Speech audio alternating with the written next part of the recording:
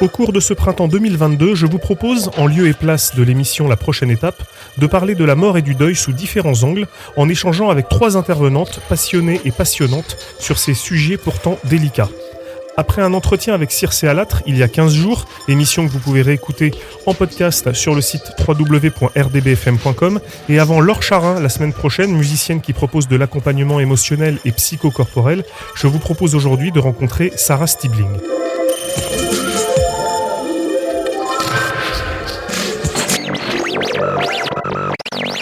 Nous allons maintenant échanger avec une auteure, Sarah Stibling, mais qui est également coach et mentor en deuil, et également maître praticienne en PNL et en hypnose. On va évidemment particulièrement parler du métier. Je ne sais pas si on peut parler de métier, on va voir ça justement, de coach et mentor en deuil. Et puis on va parler d'un ouvrage également, sorti ces dernières semaines. Bonjour Sarah Stibling, merci beaucoup de nous accorder un moment. Coach et mentor en deuil, ça paraît très sérieux, ça paraît très grave comme métier, on s'imagine plein de choses. Est-ce que vous pouvez nous expliquer en quoi ça consiste, quel est votre métier, quel est votre quotidien de cette double profession, coach et mentor en deuil? Oui, bonjour Aurélien. Eh bien oui, mon métier, en quoi ça consiste? C'est vrai que ça peut un petit peu choquer parfois les gens. Enfin, on s'attend pas à une spécialité dans le deuil et notamment dans le coaching. Donc en quoi ça consiste? Pour résumer simplement, si on peut dire, c'est un accompagnement pour mieux traverser le deuil. Donc l'idée, c'est d'accompagner les personnes qui sont en deuil. Donc il y a déjà une phase de partage, d'échange, de faire exprimer l'autre. Et puis moi, dans cette phase, je vais repérer tout ce qui peut freiner, bloquer le deuil. D'accord. L'avancée du deuil. Et c'est donc là, on va définir où est-ce que la personne elle souhaite se rendre. Donc souvent, c'est vers l'acceptation, le mieux-être. Donc on va faire je fais en tout cas un repérage de tous ces blocages qui peuvent exister. Et puis ensuite, c'est là que j'utilise donc tous les outils de la thérapie brève, donc l'hypnose, la PNL, programmation neurolinguistique. Il y a l'REMDR. Donc ça, c'est les outils. Le traitement de traumatisme, ça c'est les outils vraiment utilisés dans le cadre du coaching. Il y a aussi la partie énergétique et magnétisme qui peut être utile en cas de gros choc émotionnel. Et tous ces outils, l'idée c'est vraiment de faire avancer la personne dans son deuil vers l'acceptation, l'accompagner en fait à mieux vivre ce passage. Lever les freins, parce que c'est vrai que quand il y a des traumatismes importants, on est bloqué dans le temps. Et puis le but, c'est que vraiment elle continue sa vie en paix, après tout en respectant le rythme. C'est un travail qui peut se faire sur du long terme. Donc mon quotidien, après je ne fais pas que le deuil, j'ai j'aborde d'autres problématiques. Oui. Mais souvent, on se rend compte que derrière, il y a quand même un décès qui a déclenché certaines problématiques ou des blessures de l'enfance. Ah oui, c'est-à-dire que des fois, des personnes vous contactent parce qu'elles sentent qu'il y a quelque chose, il y a un nœud, il y a une problématique quelque part, et c'est vous qui découvrez en échangeant que en fait c'est un deuil, alors que c'est pas forcément pour ça qu'elle venait. Enfin, elle ne l'identifiait pas en tout cas. Oui, ça m'arrive assez souvent d'avoir des personnes qui viennent pour une problématique, par exemple un trouble du sommeil, quelque chose qui se traite en hypnose, le trouble du sommeil, addiction ou une maladie. Et c'est vrai qu'en échangeant, moi j'aborde toujours le côté famille, les disparus, est-ce qu'on a fait face à des décès. Et souvent, après, on rebascule et la personne, en effet, commence à se livrer sur ce sujet. C'est un petit peu comme si, finalement, encore à l'heure actuelle, consulter juste pour du deuil, c'est pas encore dans la pratique. Donc, en fait, c'est la problématique qui amène à découvrir que derrière, oui, en effet, il y a encore une tristesse présente ou une colère et qui va engendrer des répercussions, que ça soit au niveau physique ou psychique. Vous avez le sentiment que bien que ça soit la chose malheureusement la plus naturelle qui soit de disparaître à un moment, que c'est toujours quelque chose qu'on n'accepte pas globalement. C'est la nature forcément, c'est comme ça depuis la nuit des temps et ça le restera, mais on a toujours l'impression d'être victime d'une forme d'injustice, de perdre un être cher. Exactement, il y a un processus pour arriver à l'acceptation et je pense que dans nos sociétés occidentales, selon la vision de la mort qu'on a, c'est au niveau de l'inconscient collectif, on est très rattaché à quand même un tabou. On a peur de la mort, je pense clairement, et c'est naturel aussi. C'est ce qui nous permet de rester en vie, oui. d'avoir peur de mourir. Bien c'est sûr. ce qui nous permet de survivre. Mais comme vous dites, on y passera tous, mais voilà, la disparition, je pense que c'est une sensation, le vide, on a du mal avec ça, avec oui. À ne pas savoir le vide, la disparition, et puis de ne pas savoir aussi qu'est-ce qui se passe. Oui, c'est l'inconnu en fait. Oui, c'est l'inconnu, et les gens, on a peur de l'inconnu en règle générale, et bon, quand même, je trouve que ces dernières années, il y a des évolutions sur ça. Il y a des personnes qui parlent de l'après-vie. Voilà, c'est encore en train de se développer. C'est dans l'air du temps de parler de la mort et du deuil et de lever les tabous à ce sujet. Est-ce que vous pouvez nous raconter un petit peu en pratique comment ça se passe ? C'est-à-dire que dans le cas où des gens vous contactent directement pour faire face à un deuil, j'imagine que ça arrive quand même. En fait, votre téléphone sonne, vous recevez un mail, bonjour, j'ai perdu un être qui était très cher, je m'en remets pas, est-ce que vous pouvez m'aider ? Comment ça se passe concrètement ? Il y a cette phase que vous nous avez racontée d'échange pour essayer un petit peu de cerner la problématique. Et qu'est-ce qu'il se passe après cette phase d'échange ? En moyenne, je reçois les personnes 1h30.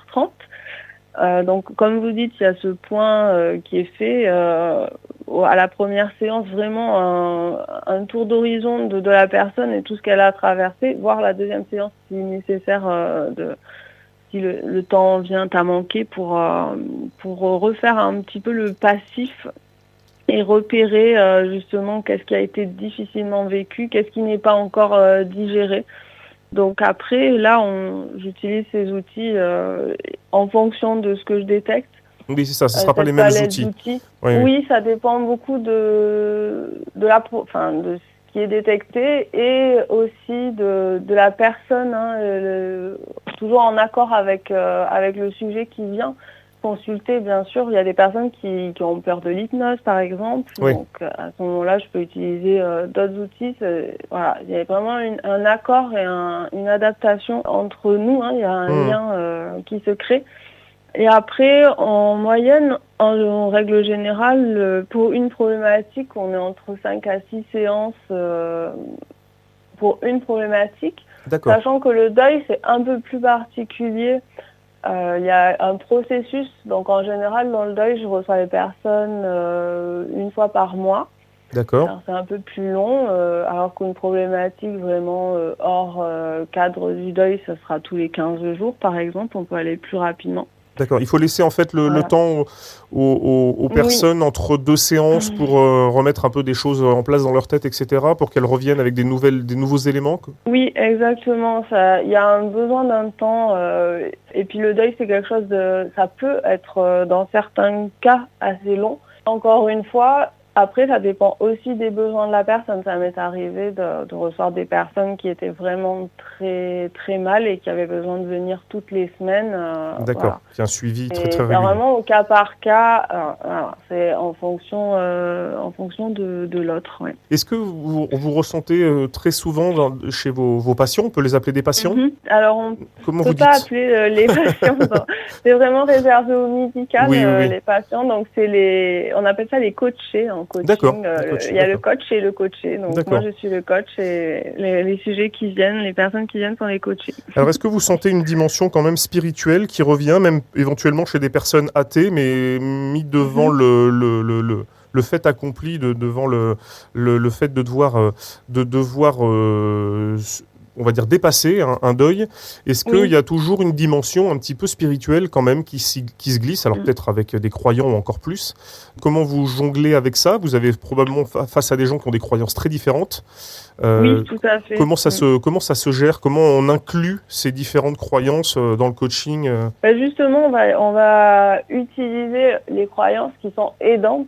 Ça, c'est en programmation neurolinguistique. On distingue vraiment les croyances qui sont limitantes, qui nous bloquent et qui ne nous servent pas, qui ne sont pas utiles, qui nous font souffrir aussi. Et ces croyances, souvent, au niveau de que ce soit la religion ou que même si les personnes sont athées, souvent elles pensent, elles croient que leurs êtres chers sont dans un autre endroit, tous réunis, et ça fait du bien, c'est bon quoi. Donc c'est une croyance aidante. Donc ça fait partie des repérages aussi en amont de vérifier s'il n'y a pas des croyances limitantes sur la mort. Voilà, parce qu'il y a des personnes qui peuvent croire que la mort c'est horrible, que tout ça c'est des choses qui nous... On ne sait pas. Oui, bien sûr. Si c'est horrible ou pas, c'est pas utile de garder des choses en soi qui peuvent ne pas être vraies. Et voilà, il n'y a pas de vrai et de faux finalement. Il faut tourner la page, changer de paysage, le pied sur une berge, vierge. Il faut tourner la page, toucher l'autre rivage, littoral inconnu, nu. Et là enlacer l'arbre, la colonne de marbre qui fuse dans le ciel, telle que tu quittes la terre vers un point solitaire, constellé de pluriel. Il faut tourner la page, redevenir tout simple, comme ces âmes saintes qui disent dans leurs yeux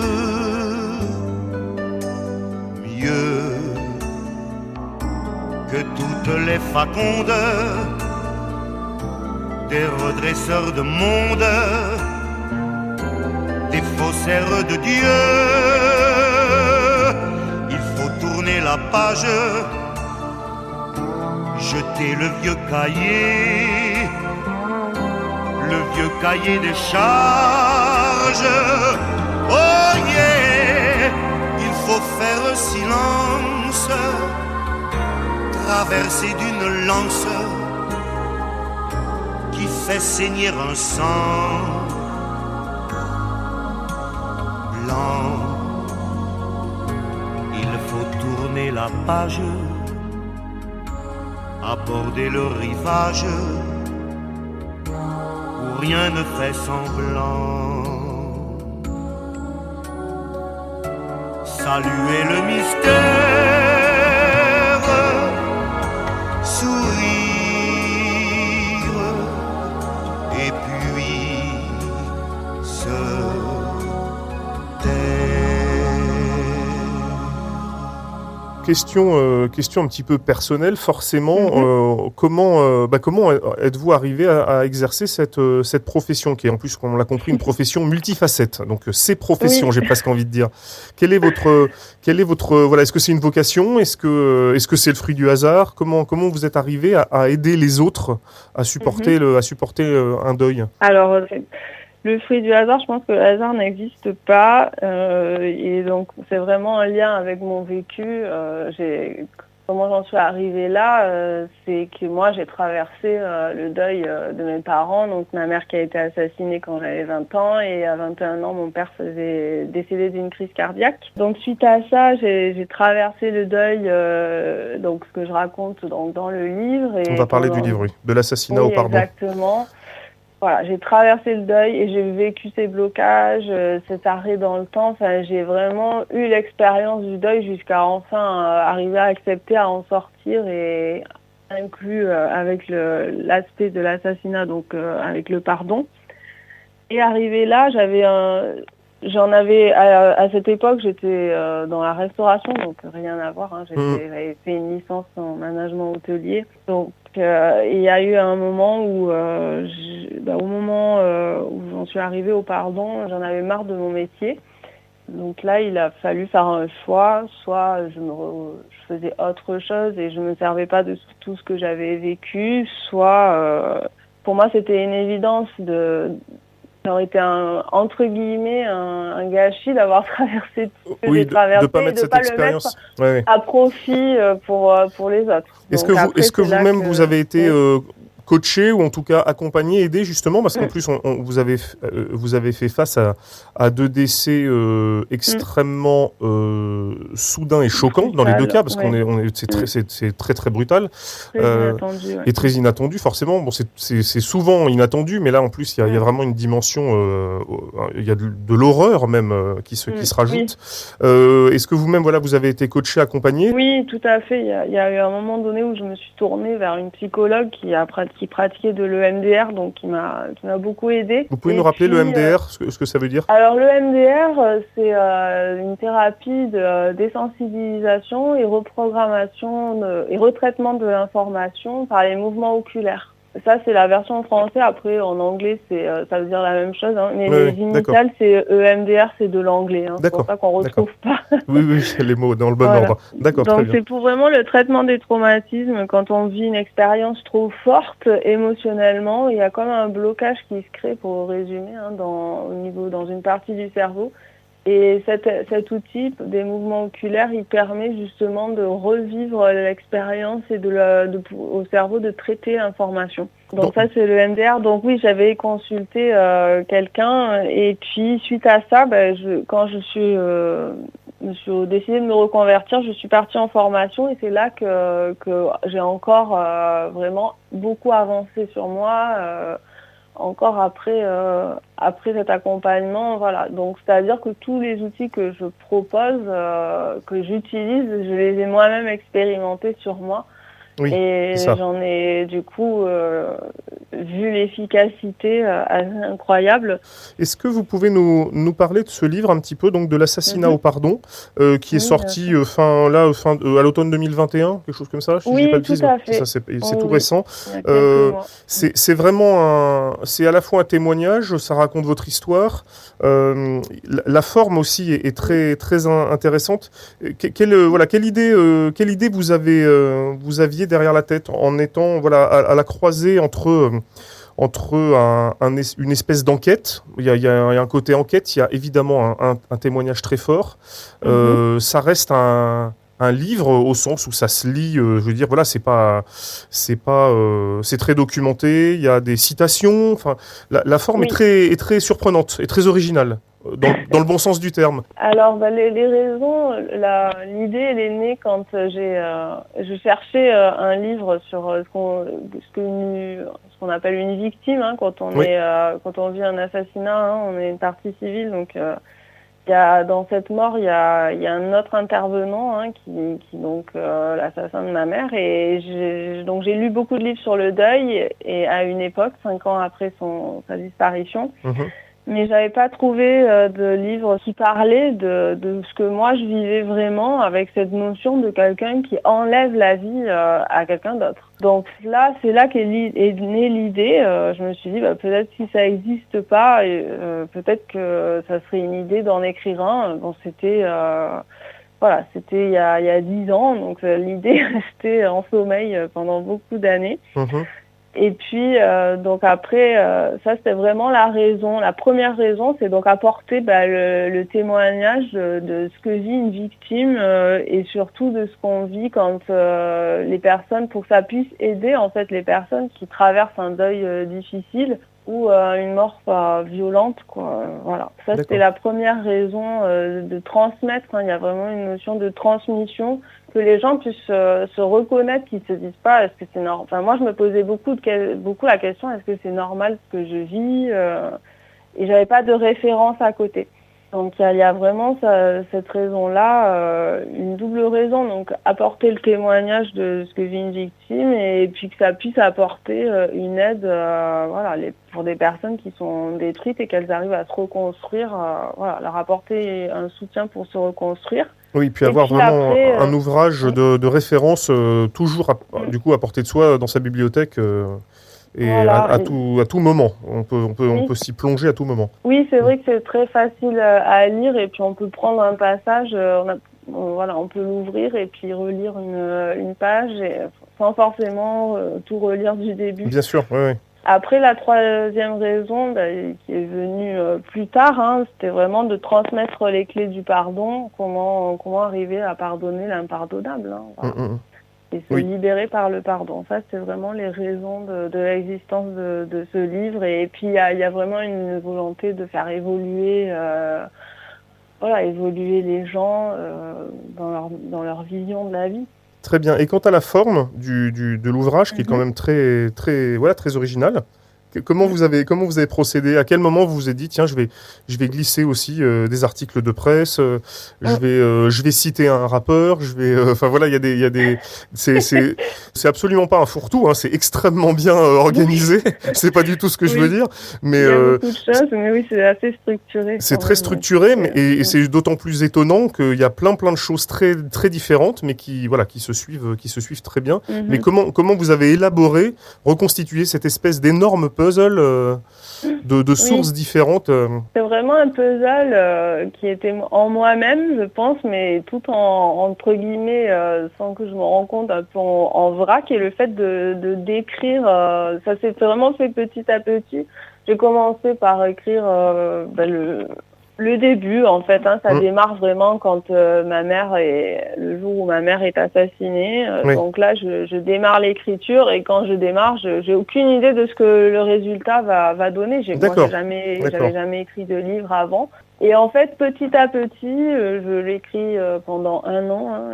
Et puis je me dis, je pourrais rajouter des passages de mon cahier intime, là, il y a vraiment une transmission de ce que j'ai vécu. Ah oui.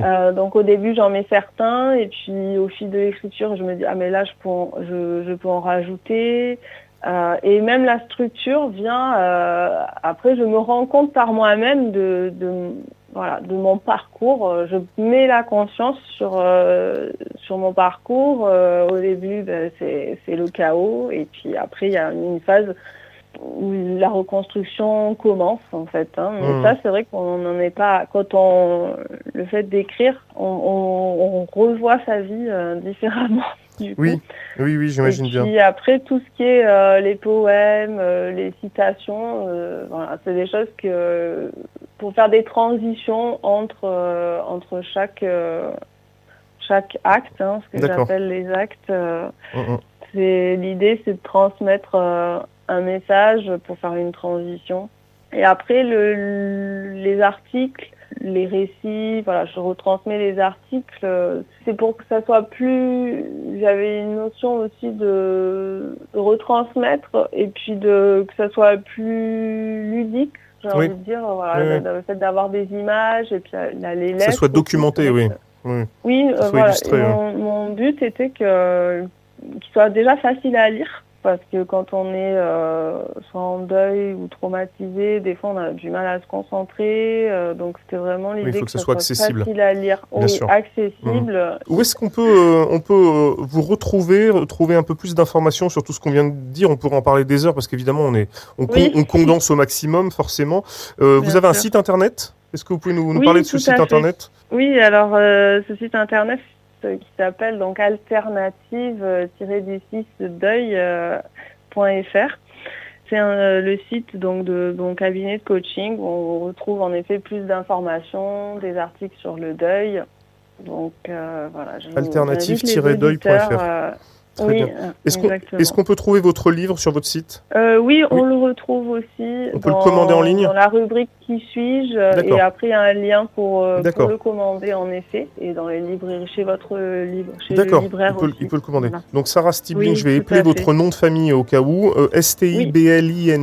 Donc, le livre s'appelle De l'assassinat au pardon. Il y a également le site alternative-deuil.fr. Merci beaucoup pour ce témoignage, pour avoir répondu à toutes nos questions. J'aurais pu aussi parler de la photo, de l'illustration sur la pochette, qui est très attirante, qui attire l'œil. Mais allez voir au moins la couverture sur le site, comme ça vous verrez de quoi je veux parler. Merci beaucoup et à bientôt, peut-être pour une suite éventuelle. Oui, avec plaisir. Au revoir. Au revoir.